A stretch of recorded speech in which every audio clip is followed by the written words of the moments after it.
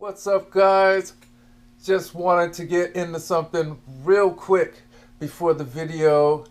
A tip for my anglers out there. I believe beginners, I believe experience can actually learn from this tip right here. It just may be something you haven't thought about. Now, when it comes down to buying reels, and this can be Baitcasters, this can be um, spinning reels here, right? So let's go over that because what this is ratio versus inches per turn, IPT. So check it out. For example, you take a Fluger. So I just bought this Fluger for my son. The ratio on this Fluger, 5.2 to 1, right? This is the Fluger 30 as well. The Fluger Tryon 30. It brings in 25 inches. Is that what it said? 25.9 inches. So that is equivalent probably to a 6.6 Baitcaster. Just to give you a mark or a reference how many inches per turn, maybe on the higher end Baitcasters, you're probably pulling in that or a little more, but you can check these things like on Tackle Warehouse. But the key thing is that it's 5.2 on the ratio, and he pulls in 25.9 inches. Now that brings me to this one. Close to the same price point. So incredible reel still, by the way, hands down. I don't want to take anything away from this Tryon reel. It's a proven machine. It was definitely highly recommended to me, and I bought it for my son, so it's going to catch him a lot of fish. Now back to this. He's not into finesse styles. I am, so that's why these things become important. This is a Silver Max Abu Garcia. I believe this is a Silver Max 40. But the 40 and the 30 are the same in that they pull in 29 inches of line per turn. Now, is this a high-speed reel? Let's see, by their standards, no. I believe it is also a 5.2 to 1. A 5.2 to 1. And it pulls in, what? It pulls in almost 3 more inches of line, which would make this as a baitcaster with my baitcasters. You're getting close to almost a 7.3 with that in comparison, relative comparison, because that's what I wanted to kind of have the same speeds as I do with my baitcasters and understand how much line I'm pulling in during each technique. Moving along in this price point, these two, this one isn't in this price point. It's a little bit more. Not sure the inches per turn. I'll have to get back to you on that. Caught a lot of bass on this reel. Incredibly smooth reel though. And this is the IP30 by Enigma. It is also a 5.2 to 1. So there's variances. Same ratio, variances in all 3 reels. So you get different performance. So you cannot rely, long story short, on the ratio. For example, got my Lew's Xfinity Speed Spool XS30. So this is 6.2 to 1. So with this reel here, it pulls in 32 inches of line per turn. 4 inches more. And this one here, and about 8 or so inches more than the Fluger. And they're all almost similar price points, close to the 30s. I believe this one might be $29.99, so just barely under 30. So I would consider that 30 because by the time you get the tax and you get it out the door, you're not going to walk out of there for less than 30. So 30, 30, 30, high 30. But with the finesse techniques, I find that me being able to take up that line quickly is important, whether it's spinning or bait casting. And at 6'2", it has the equivalent of my high-speed baitcaster of 8.1 to 1. My baitcaster is 8.1 to 1, pulls in 32 inches of line. And that is 6'2" to 1, pulls in 32 inches of line. So what you need to look at is the true specs, the size of your spool, your techniques, but don't be fooled by the ratios. You have to dig deeper than that. So just a quick tip before you get started into the video. Hope you enjoy. So one of the other things I like, just as a side note,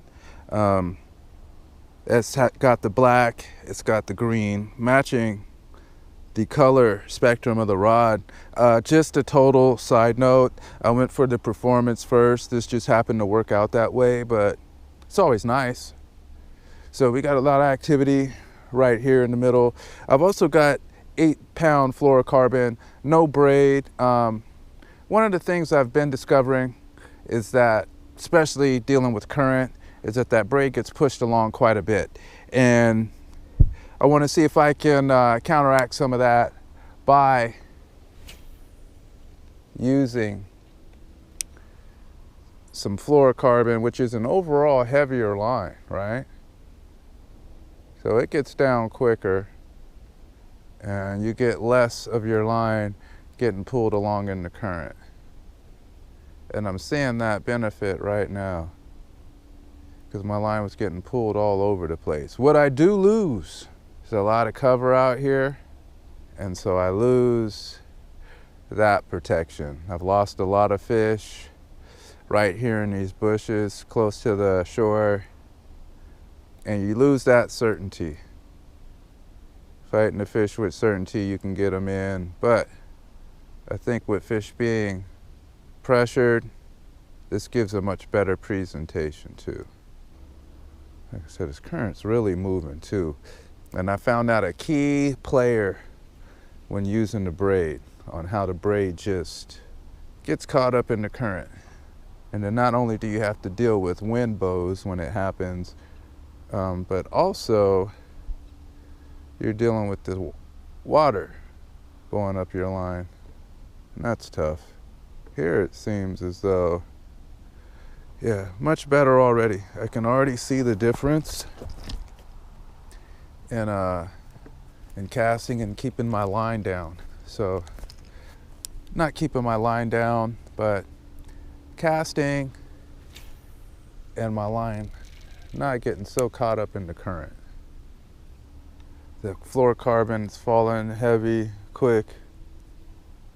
All right, I moved down a bit and just gonna, as much as I want to start with the frog, I'm gonna just go ahead and start with this.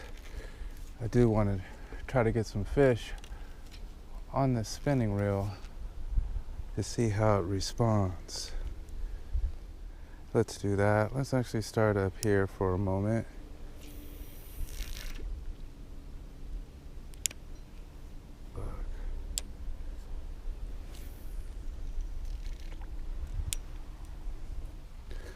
All right.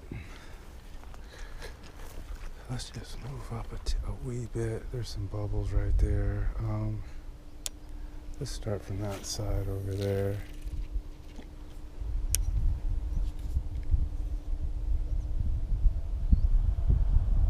I like how easy it is to cast. A lot of that has to do with this being a medium action though.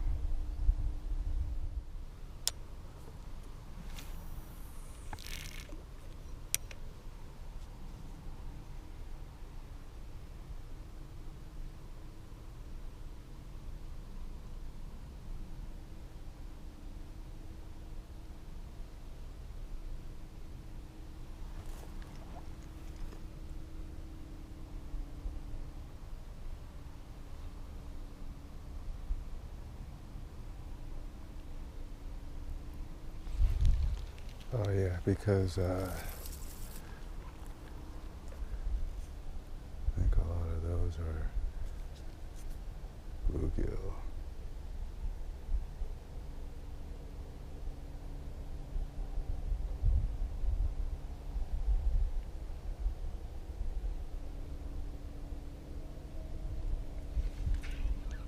All right, do I have one? Oh no, what is this? Oh, it is a bass. Okay.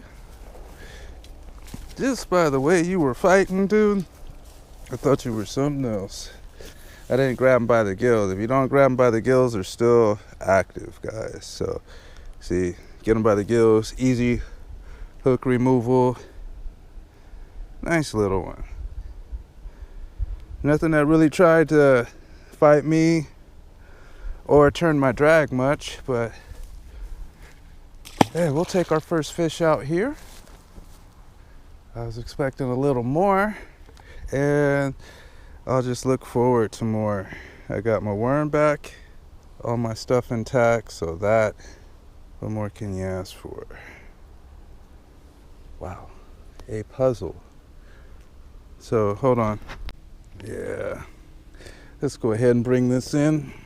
Let's move down, get closer to where I can take off this sweatshirt, because yeah, this ain't gonna do.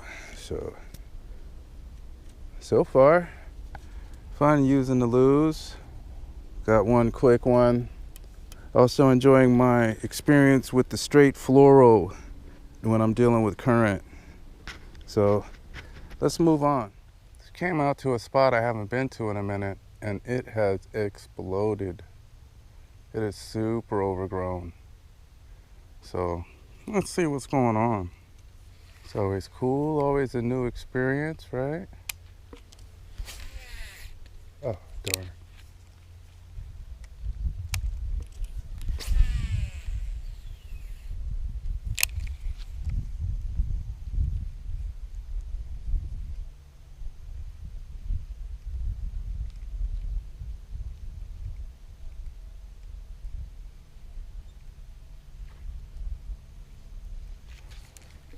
Oh, okay.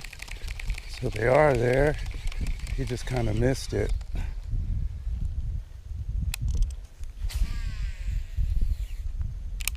See, look at that.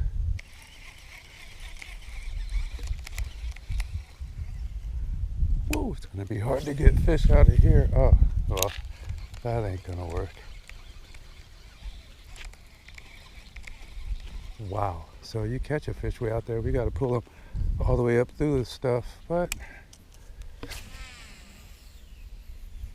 darn, I like this. All right, so extreme conditions. Going to see what we can do to help get them out. See if they're gonna respond to some moving baits. They got a short area to respond though.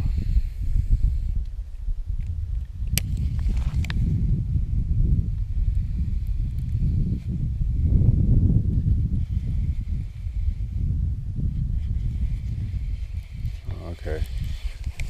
All right. So what did it? Okay. I was trying to break it free. So let's do one more down this way.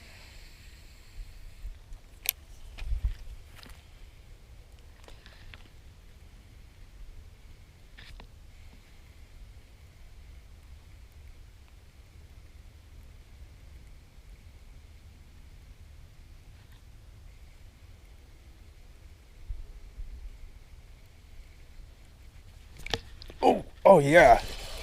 There we go. All right, first fish. That went right through, no problem. Excellent. So here's a little guy here. Small but dark. Glad to be on the board at this spot. So let me, ooh, so here's the hard part. I don't want to chuck him, but how am I gonna get him back out here? So what I'm gonna do, I'll go to this low spot and Let's get a last good look at you. Thanks for coming to Kick It with Largemouth Lunkin. All right. Slight belly flop, but I definitely don't want to get them stuck in here. All right, so we'll go to Senko wait list. There hasn't been that much wind.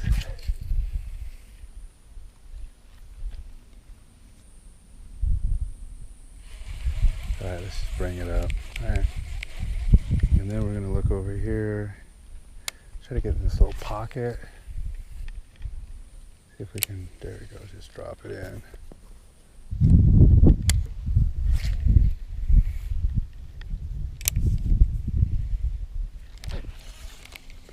Nope. Did I almost get hit right there? Felt like it. Okay. Let's see.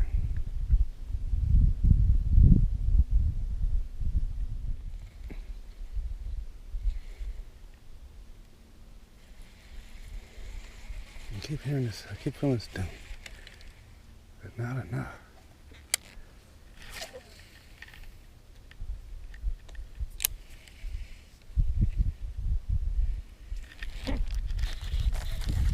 Oh, I got a tiny one, but he popped it though. He popped it. Wow. All right, cool. Another little one here. Dink City. See if we can get him right in. There we go, good. I knew I felt something over there, right in that loose grass over there, where it's not too tight. I felt a couple of nibbles. At first I thought there was a bluegill. Ooh. What's up, guys? Had a great day today. Always when it's a grind, you learn so much. Tough conditions, especially out at one of my old spots, how it's heavily overgrown. Still managed to pull out 2 fish, and gonna try to get into some punching out there. I mean, that's right for punching. I've got a heavy and an extra heavy, so I got to get on some heavy jigs and really practice my skills with those, because those fish are under there. Those fish have always been there, and it'll be fun to try to get them out that way. So look forward to that.